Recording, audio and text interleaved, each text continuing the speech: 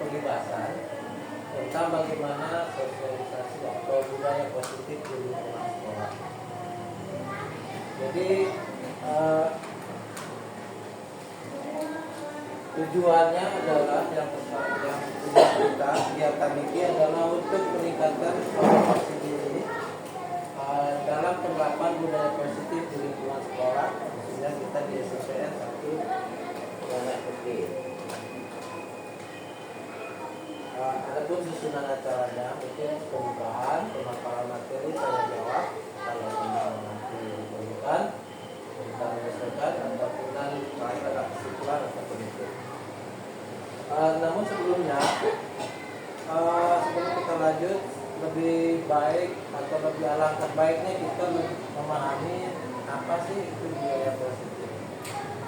Budaya positif niki adalah nilai-nilai, keyakinan-keyakinan dan kebiasaan-kebiasaan di sekolah yang berpihak pada murid agar murid dapat berkembang menjadi pribadi yang kritis, berhormat dan bertanggung jawab. Sesuai dengan pendidikan, definisi pendidikan menurut Ki Hajar Dewantara, di mana pendidikan itu bukanlah sekedar proses pembelajaran di dalam kelas, namun melibatkan keseluruhan potensi manusia. Menurut Ki Hajar Dewantara, pendidikan ini adalah upaya untuk membina manusia agar menjadi manusia yang utuh, berkarakter dan mampu berkontribusi positif bagi masyarakat. Kaitannya dengan pemahaman atau definisi pendidikan menurut Ki Hajar Dewantara ini, di mana kita sebagai pendidik hanyalah sebagai penuntun, di mana penuntun itu harus berpihak kepada murid. Jadi di sini berpihak kepada murid itu mengarah pada di mana senantiasa kita sebagai penuntun itu bergerak dengan memprioritaskan kepentingan perkembangan murid sebagai fokus utama dari segala tindakan dan keputusan yang diambil. Jadi apapun keputusan tindakan kita di lingkungan sekolah itu bermuara pada peserta didik, perkembangan. Nah, kaitannya dengan keberpihakan murid ini salah satunya adalah kita sebagai pendidik ini harus bisa menciptakan lingkungan sekolah yang nyaman dan aman. Di mana setelah apabila lingkungan ini ingin diterapkan, tentunya kita membutuhkan suatu budaya yang positif di lingkungan sekolah tersebut. Untuk menciptakan budaya yang positif di lingkungan sekolah, kita perlu mengetahui dulu latar belakang ataupun kebutuhan dasar murid ataupun manusia itu sendiri.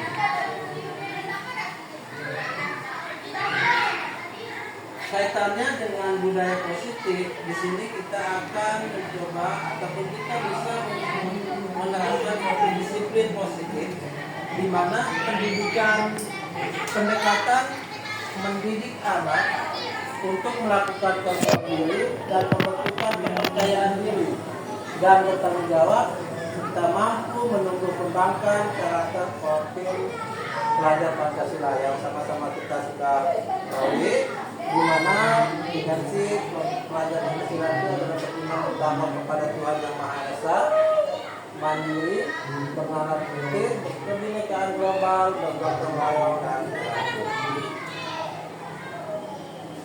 Adapun untuk menciptakan disiplin positif itu kita juga harus mengetahui seperti tadi nilai-nilai kebajikan yang ada dalam program Pancasila itu. Adapun nilai-nilai kebajikan yang universal yang kita tampilkan adalah yang dikembangkan diyakini oleh seluruh dunia, di mana salah satunya adalah IBO Religious Program, di mana kebajikan itu yang pertama menurut mereka adalah toleransi, rasa hormat, integritas, mandiri, menghargai, antusias, sampai pada komitmen.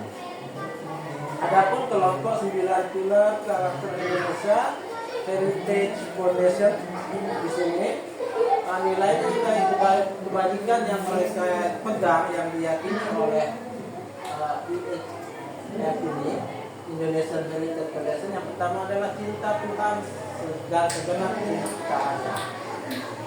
Jadi nilai-nilai kebajikan ini harus kita miliki dan kita tanamkan kepada anak-anak kita, dan kita terus kembangkan, karena nanti implementasinya adalah positif atau negatif. Yang kedua ada kemandirian, tanggung jawab, kejujuran, amanah, dan diri, dan seterusnya. Sedangkan yang paling banyak sekali ada 25 nilai kebajikan yang diyakini oleh lifelong guideline and life skill, ini yang tujuh seumur hidup dan keterampilan hidup, di mana kita harus terampil dalam hidup, dapat dipercaya, lurus hati, mendengar yang hati, sampai pada persahabatan, tanggung jawab. Ini semua adalah nilai-nilai kebajikan yang diterapkan di secara global di digital, ya di digital ini. Tetapi di Merdeka Belajar kita hanya mengadopsi ada 5 saja, ya, dimensi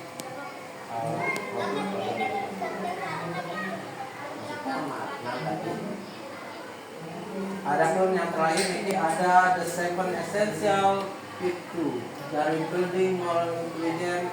Mikhail Morban ini dia hanya 7 nilai kebajikan universal, di mana ada empati, suara hati, kontrol diri, rasa hormat, kebaikan, toleransi, dan keadilan. Jadi diupayakan paling tidak dari kita mandiri sendiri, kita memiliki nilai-nilai kebajikan yang kita yakini. Nah, nilai-nilai kebajikan universal ini menjadi dasar dalam membentuk karakter para siswa dan juga menjadi pedoman bagi para pendidik dalam menghadapi berbagai dilematis. Adapun yang kita pahami juga bagaimana peserta didik itu di lingkungan sekolah kita, apakah dia termotivasi dalam bentuk dihukum atau hukuman, apakah dia termotivasi karena penghargaan, ataupun dia termotivasi dengan restitusi. Biasanya tindakan terhadap suatu pelanggaran pada umumnya berbentuk hukuman atau konsekuensi. Ada hukuman, ada konsekuensi. Penghargaan ini ada 2, ada konsekuensi yang positif, ada juga yang negatif. Makanya dalam penerapan disiplin positif atau budaya positif, penghargaan ini hampir tidak boleh. Dalam arti tidak direkomendasikan untuk menerapkan budaya positif. Adapun pernah yang buka suatu referensi, kadang-kadang penghargaan itu bisa menurunkan kualitas, bisa menghilangkan kreativitas, bisa menjauhkan kedekatan antara seseorang dengan penghargaan. Misalnya seperti anak yang sekarang kita temukan adanya tidak ditiadakannya lagi peringkat kelas di rapor itu, karena adanya kesenjangan di sana bagi anak yang dapat nilai tinggi dan tidak itu adanya kesenjangan. Nah, yang ketiga niki ada hukum, penghargaan, dan restitusi. Apa itu restitusi? Restitusi itu adalah proses menciptakan kondisi bagi murid untuk memperbaiki kesalahan mereka. Jadi yang paling direkomendasikan dalam menciptakan budaya positif atau disiplin positif ini adalah restitusi. Bagaimana kita bisa menciptakan kondisi baik untuk memperbaiki kesalahan mereka, bukan dengan hukumnya ataupun penghargaan, sehingga mereka bisa kembali pada kelompok mereka dengan karakter yang lebih kuat. Ini dicetuskan, teori ini dikeluarkan oleh dosen pada 2004. Restitusi juga merupakan proses kolaboratif yang mengajarkan murid untuk mencari solusi masalah mereka dan membantu murid berpikir tentang orang seperti apa yang mereka inginkan dan bagaimana mereka harus memperlakukan orang lain yang di teori ini yang dicanangkan atau disosialisasikan oleh Charlson Goshen tahun 1996. Nah, ini ada tabel bagaimana penerapan hukum, penerapan penghargaan dan restitusi. Di sini ada tabel yang mungkin ada tabel identitas gagal. Ini ada karena penerapannya karena hukuman. Misalnya, kalau hukuman itu diberikan, sesuatu yang menyakitkan akan terjadi. Misalnya menghukum anak-anak, dia harus begini, akan ada sesuatu yang menyakitkan terjadi. Yang kedua, mereka tidak akan nyaman untuk berada di lingkungan tersebut. Adapun disiplin yang lain atau disiplin identitas yang sukses melalui disiplin konsekuensi atau penghargaan ini boleh saja, tapi tetap sesuatu harus terjadi di sana karena ada konsekuensi, antara dia konsekuensinya berdampak positif ataupun negatif. Karena dalam penghargaan itu ada positif dan negatifnya. Seperti pernah kita bahas dalam agama kita, mungkin mudaratnya ya, lebih besar mudarat atau manfaatnya. Karena menerapkan penghargaan itu. Nah, kalau restitusi ini akan memberikan anak pilihan. Pilihan itu bagi pada restitusi bisa menguatkan untuk murid untuk dalam jangka waktu yang panjang. Murid akan mendapatkan penguatan, masalahnya terpecahkan dengan bagaimana dia mencari solusi dalam dirinya. Nah, sedikit nanti kita bahas lagi.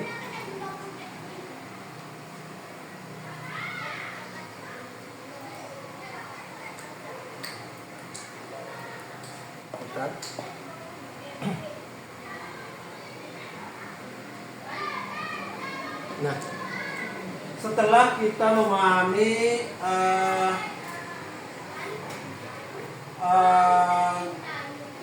tadi hukuman, penghargaan dan juga restitusi, sekarang kita bisa menghubungkan bagaimana sih guru itu di sekolah. Bentar, mungkin yang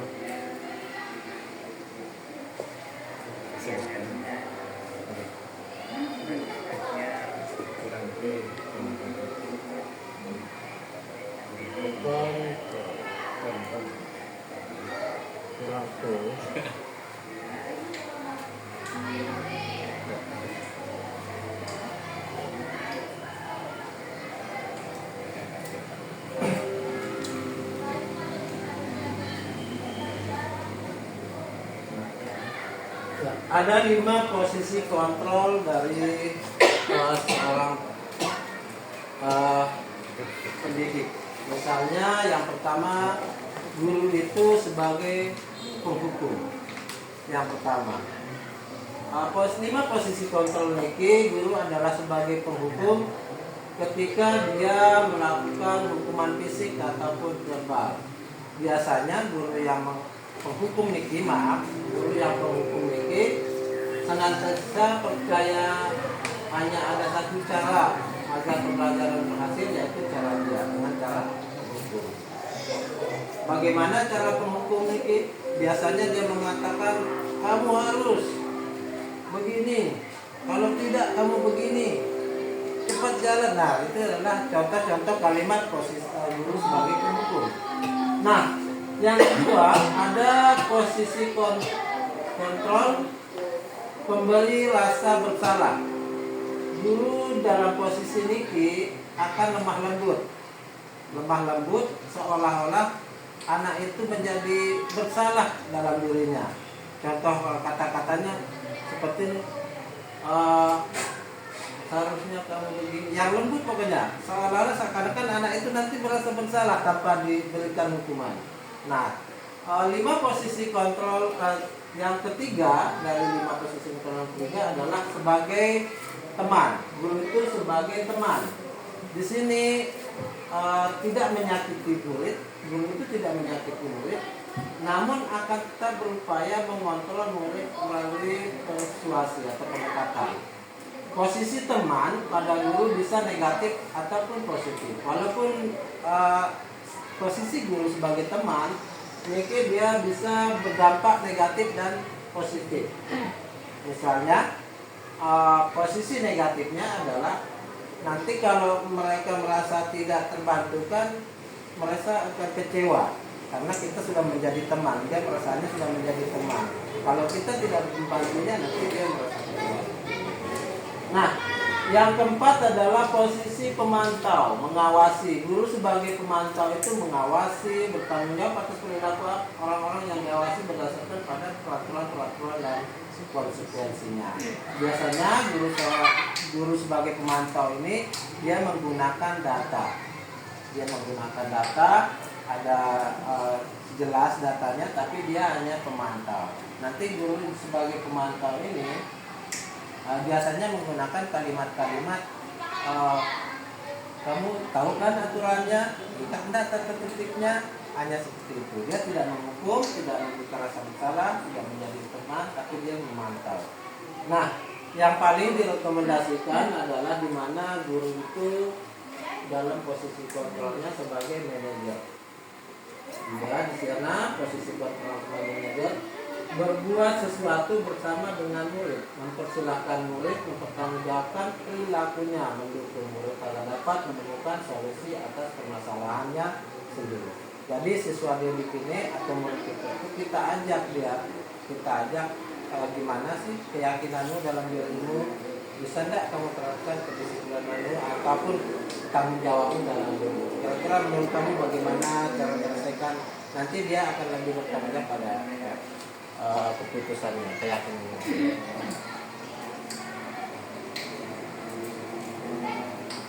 Nah, ini ada contoh-contoh motivasi eksternal. Jadi yang 4, guru sebagai penghukum, membuat orang merasa bersalah, sebagai teman.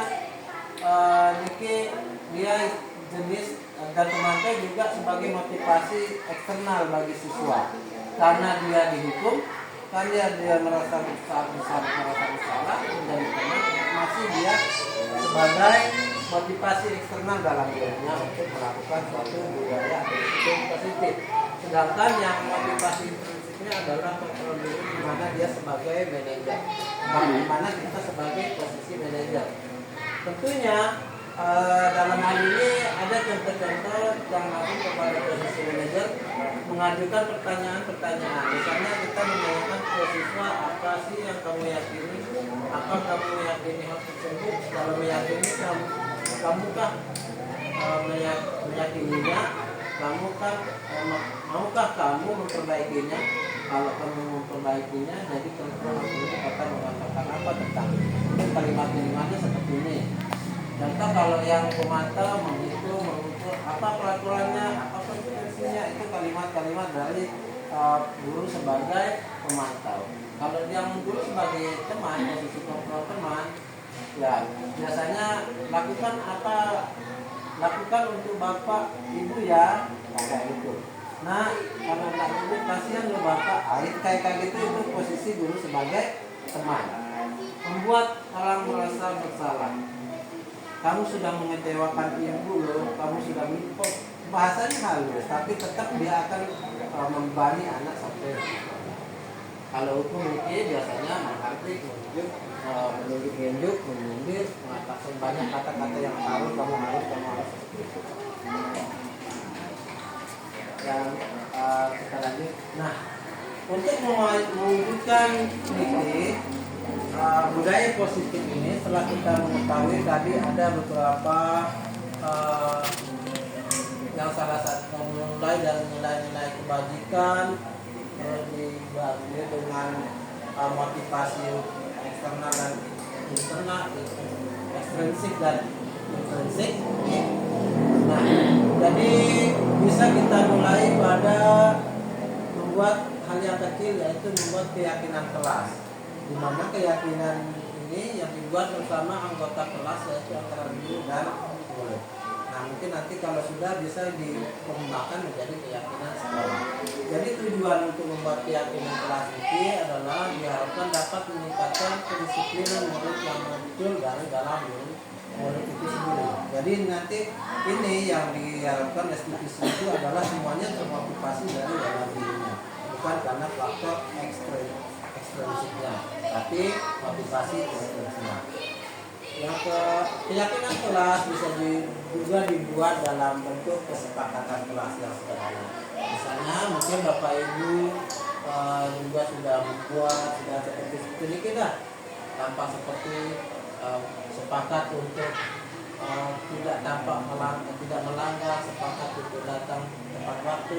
Tapi mereka anak-anak ini akan membuatnya bersama kita, tentunya tetap dengan bimbingan kita. Keyakinan yang dibuat bersama semua anggota kelas ini antara guru dan murid, tujuannya adalah diharapkan dapat meningkatkan kedisiplinan murid yang muncul dari diri sendiri atau motivasi. Nah, untuk membuat keyakinan atau kesepakatan kelas ini tentunya kita akan atau harus mengenal apa sih kebutuhan dasar manusia itu sendiri atau kebutuhan dasar murid-murid kita. Seperti kebutuhan dasar manusia ini, yang pertama adalah bertahan hidup. Memang kebutuhan dasar yang pertama itu adalah kita bertahan hidup, bentuknya adalah fisiologis, seperti punya rumah, punya ini, makanan, dan sebagainya. Kebutuhan dasar yang kedua adalah kasih sayang dan rasa diterima atau love and belonging. Kita membutuhkan rasa supaya dapat diterima, tapi anak-anak kita, anak-anak didik itu ingin merasa dirinya diterima oleh orang lain. Yang ketiga ada penguasaan. Ada kebutuhan dasar yang ingin kita miliki, yang harus terpenuhi adalah penguasaan. Kadang-kadang kita ingin mempengaruhi ini, dan seterusnya. Yang keempat ada kesenangan. Kita wajib ingin terpenuhi, ingin senang-senang, ingin bermain, ingin bergembira, dan seterusnya. Yang kelima ada kebebasan, ingin mendapatkan atau terpenuhinya kebebasan. Ketika seseorang melakukan suatu perbuatan yang bertentangan dengan nilai-nilai kebajikan atau melanggar peraturan, sebenarnya adalah murid tersebut gagal memenuhi kebutuhan dasar mereka. Jadi dapat kita tarik satu pelanggaran ketika anak-anak didik kita itu melakukan pelanggaran, dan itu adalah salah satu wujud dari kegagalan mereka mendapatkan atau terpenuhinya kebutuhan dasar mereka. Nah, ini kebutuhan dasar manusia. Yang pertama untuk jenis fisiologis, bertahan hidup, ingin terpenuhi kebutuhannya untuk kesehatan, rumah dan makanan. Kebutuhan untuk disayangi dan diterima.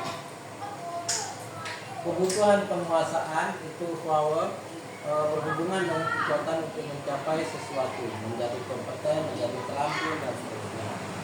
Yang keempat itu kebutuhan akan kebutuhan dasar kebebasan. Buatannya adalah mandiri, otonomi, memiliki pilihan untuk mengendalikan, dan kebutuhan yang kesenangan, kebutuhan untuk mencari kesenangan, bermain dan bertawa. Ini adalah kebutuhan dasar manusia. Nah, setelah kita melewati beberapa tahapan tadi, kita menemukan bahwa penerapan budaya positif itu lebih tepat atau disarankan atau lebih baiknya kita menggunakan segitiga restitusi. Jadi segitiga restitusi ini adalah tahapan atau tahapan-tahapan dari proses restitusi itu sendiri, di mana yang pertama adalah menstabilkan identitas.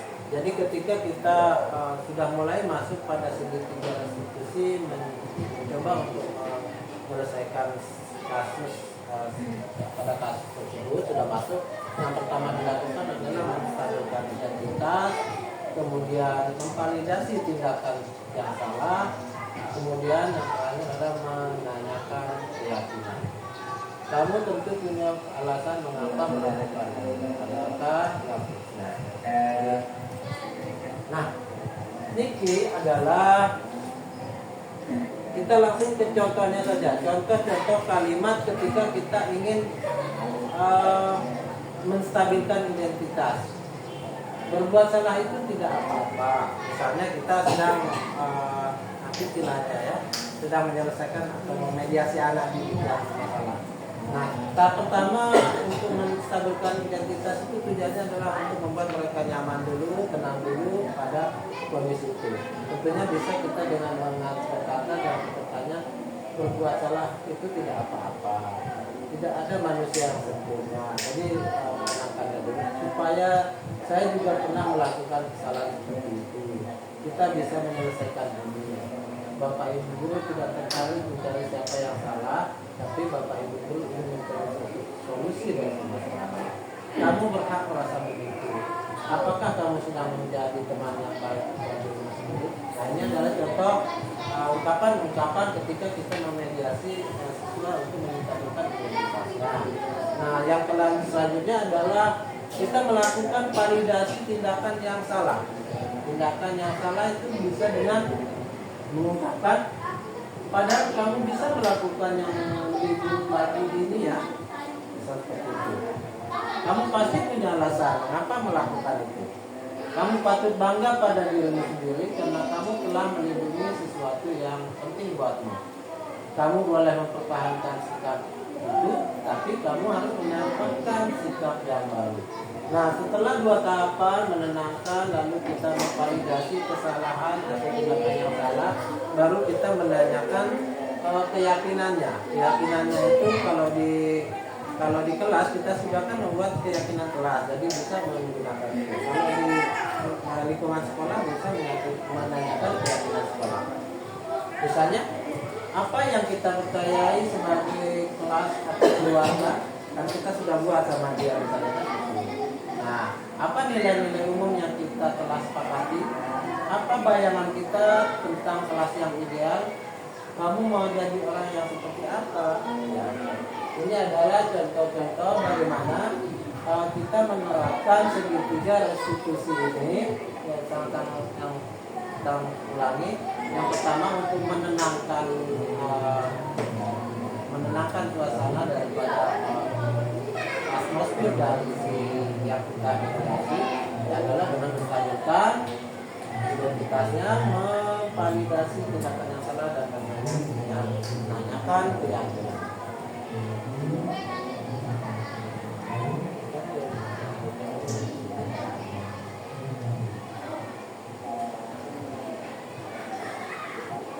Nah, ini kita sama-sama contoh, mungkin ada 5 posisi kontrol ya.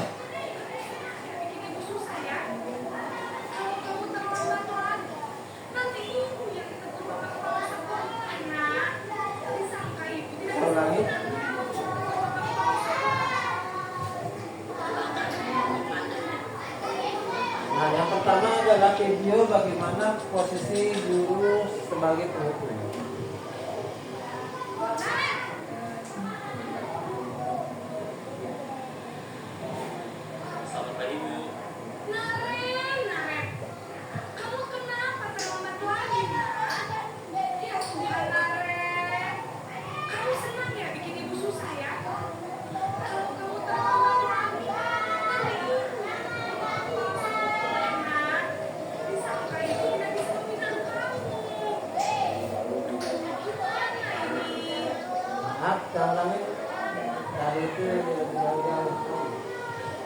Ini kita yang pertama, posisi sebagai penghukum.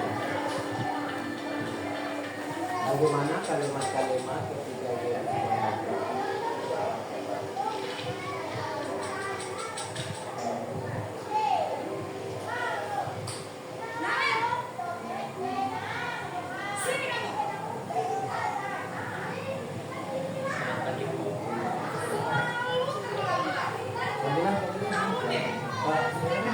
Benar?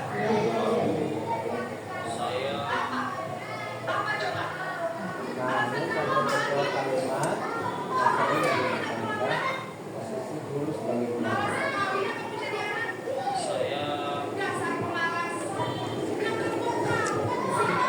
Oh. Bola.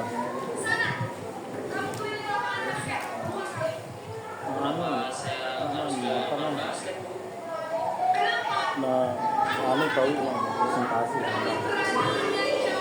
enggak tahu.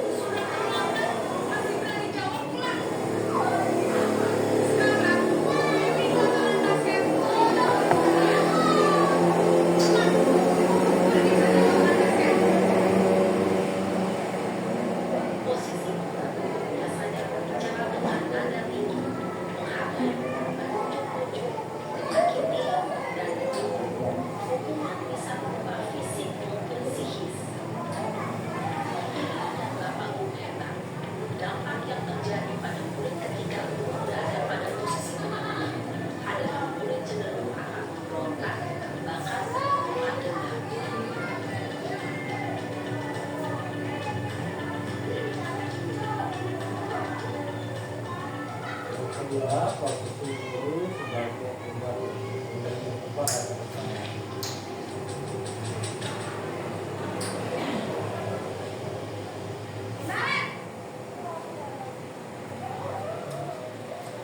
Selamat pagi, Bu.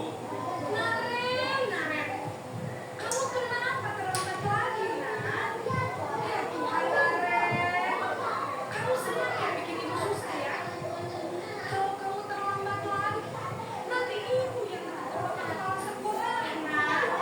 Salah ibu tidak bisa membenahi kamu.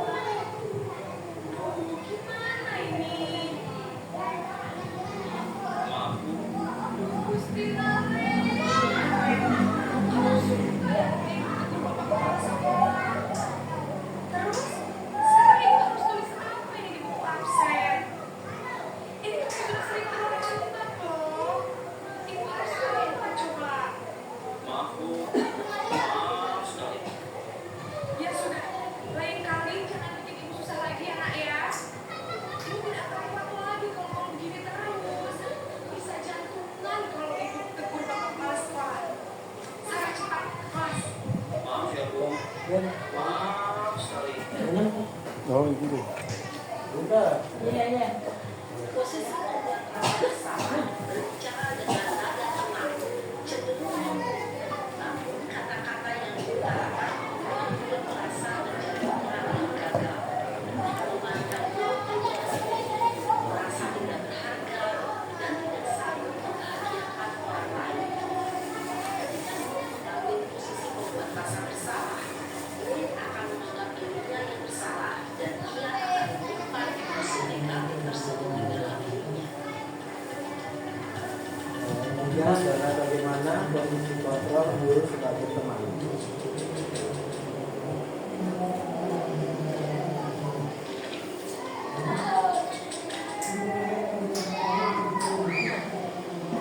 Naren, Selamat pagi, Bu. wah, sudah jam berapa ini, Nak? Terlambat lagi ya, sayang. Iya, Bu. Habis ibu saya membangunkan saya, Bu. Kamu selalu menyalahkan ibu kamu. Kamu bukannya anak yang larinya paling kencang. Kok terlambat sih? Iya, Bu. Saya memang terlambat bangun tadi. Jadi, biarpun saya kencang, tetap nggak kencang, Bu. Ya sudah sana. Nanti lain kali larinya lebih kencang lagi ya. Biar gak terlambat lagi. Bikin senang ibu. Demi ibu. Bisa kan? Bisa, Bu. Ya sudah sekolah. Ada apa kamu ini ada saja. Nah, ini sudah lumayan kalau sudah posisi teman itu, tapi ada dampak negatif kan? Cenderung bersedia dulu untuk menjaga suasana tetap santai. Murid akan merasa senang, aman, dan akrab dengan guru. Identitas yang tercipta adalah identitas sukses atau berhasil.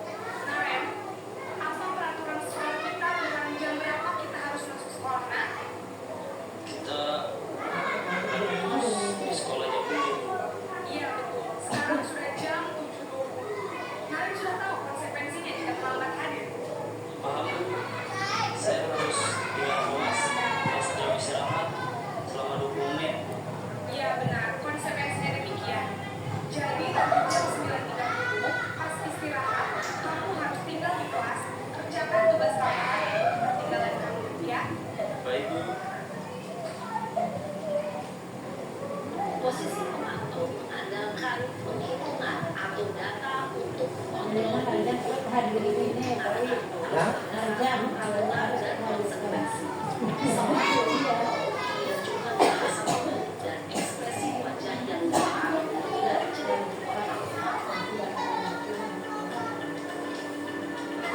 Itu yang direkomendasikan ya, setelah 3 adalah teman memantau dan mengenai belajar apa.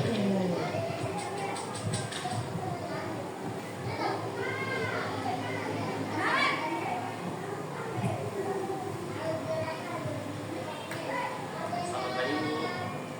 Selamat pagi, Naren. Maaf Bu, saya terlambat. Iya, sekolah masuknya jam 7, sekarang sudah jam 7.20. Jadi sekarang bagaimana nih, Naren? Maaf Bu, saya lupa setel alarm saya semalam. Baiklah, menurut kamu, keyakinan sekolah yang mana yang perlu kamu tingkatkan? Menghargai diri sendiri dan orang lain mungkin ya Bu. Setuju. Jadi, apakah Naren meyakini prinsip saling menghormati tersebut? Iya Bu, saya meyakininya. Apakah Naren bersedia memperbaiki masalah keterlambatan ini? Bersedia Bu. Bagaimana kamu akan perbaiki masalah keterlambatan ini? Saya akan coba untuk tidak melakukan. Ya guru penggerak kan. Oh tentu. Ada orang yang kira-kira bisa bantu mengingatkan? Jadi Milu dari sini Jadi kita tokoh-tokoh Kakak saya, Kak Emma. Ada lagi selain seagak kuat. Selain Kak Emma, dia lebih ada kita ada membantu. ibu saya. baik. Jadi yang mengingatkan Kita jalan adalah jalan. Kak Emma dan Ibu ya. Kira-kira akan mulai sealan kapan nih, Naren? Setelah pulang sekolah, akan segera saya lakukan. Baik. Jadi Naren akan setel alarm untuk bangun besok pagi dan akan diingatkan oleh kakak dan ibunda Naren ya. Ada lagi yang mungkin perlu dilakukan, Naren, agar tidak terlambat bangun lagi. Tidak ada Bu. Baik, ya. Terima kasih untuk kerjasama kamu. Sekarang kamu perlu kembali ke kelas untuk belajar. Baik Bu, terima kasih. Posisi manajer adalah posisi kontrol yang disarankan untuk membimbing murid memiliki sikap disiplin yang positif. Itu murid yang bertanggung jawab dalam memecahkan masalah. Tujuan dari posisi ini adalah agar murid dapat berefleksi atas tindakannya. Guru akan dengan terus memberikan pertanyaan-pertanyaan sehingga membuat murid dapat belajar dari kesalahannya. Dan Dia mencari menemani. solusi. Ini ada benek sudah.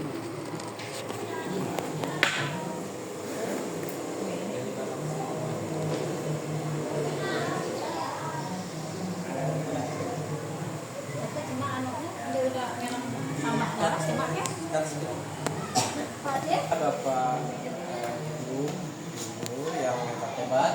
Tadi kita sudah melihat atau sama-sama menonton video kasus bagaimana penerapan 5 posisi kontrol seorang pemimpin. Nah, yang pada kesimpulannya adalah apapun kebijakan yang kita terapkan di sekolah itu intinya adalah bagaimana kita menerapkannya, keberpihakan kita kepada murid sesuai dengan apa yang dicanangkan oleh Bapak pendidikan kita dan Bapak Ki Hajar Dewantara, yaitu keberpihakan kepada murid atau berpusat kepada murid. Untuk sesi tanya jawab mungkin kita melalui daring saja karena tidak cukup waktu. Terima kasih atas partisipasinya.